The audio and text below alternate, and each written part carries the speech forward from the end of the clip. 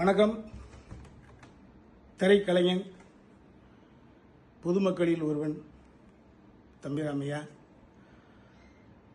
கேரள ஆளுநர் மற்றும் தமிழ்நாடு பொறுப்பு ஆளுநர் ஐயா அலேக்கர் அவர்களுடைய பாதம் தொட்டு நான் வணங்குகிறேன். நீங்கள் மிகப்பெரிய அறிவாற்றல், ஆளுமை கொண்டவர் என்ற நிலை இருந்ததால் தான் உங்களுக்கு இந்த பொறுப்பு வழங்கப்பட்டுள்ளது. நான் எந்த கட்சியும் சாராதவன், புரட்சித் தலைவர் எம்ஜிஆர் மீது மட்டும் பக்தி கொண்டவன்.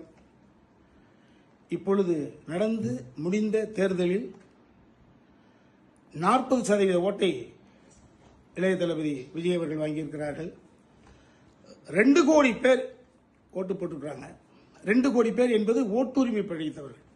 இதில் ஓட்டுரிமை அற்ற மாணவர்கள், மாணவிகள், எனது பேத்தி, எனது பேரன், எல்லா குடும்பங்களில் இருப்பவர்களுடைய ஆசையும் அபிலாஷையும் அதில் ஒளிந்திருக்கிறது. கடந்த 2-3 நாள் நிகழ்வுகள் என்பது தமிழ்நாட்டில் இருக்கக்கூடிய குழந்தைகளை, ஓட்டுரிமை அற்றவர்களை, மாணாக்க செல்வங்களை, என்னை போன்ற நிறைய பேருடைய பேரன் பேத்திகளை மனம் கலங்க செய்திருக்கிறது. எல்லோர் வீட்டிலும் ஒரே கூக்குரல், தமிழ்நாடு எங்கும் எல்லோர் வீட்டிலும் குழந்தைகளுடைய கூக்குரல்.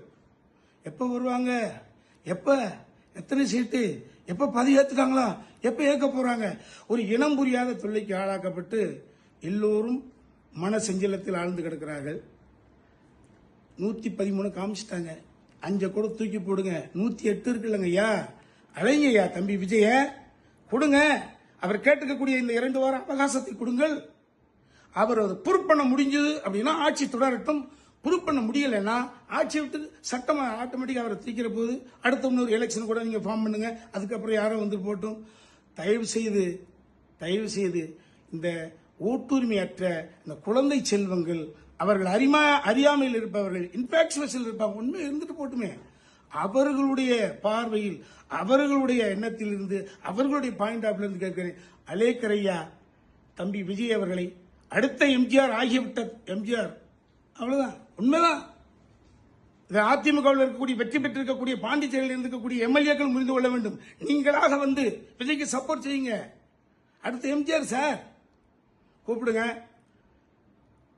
அவர் ஆட்சி கட்டில் அமர வைங்க. திரும்ப சொல்றேன், அறுதி பெரும்பான்மை நிரூபித்தான் ஆட்சி தொடரட்டும். அறுதி பெரும்பான்மை நிரூபிக்க முடியவில்லை என்றால் ஆட்சி களையட்டும், அடுத்த எலெக்ஷன் நடக்கட்டும். அலேக்கர் ஐயா, அலையுங்கள் ஐயா தம்பி விஜயை, இந்த குழந்தைகளையும் சிறார்களையும் மன ஊனத்திலிருந்து காப்பாற்றுங்கள் ஐயா. நன்றி, வணக்கம்.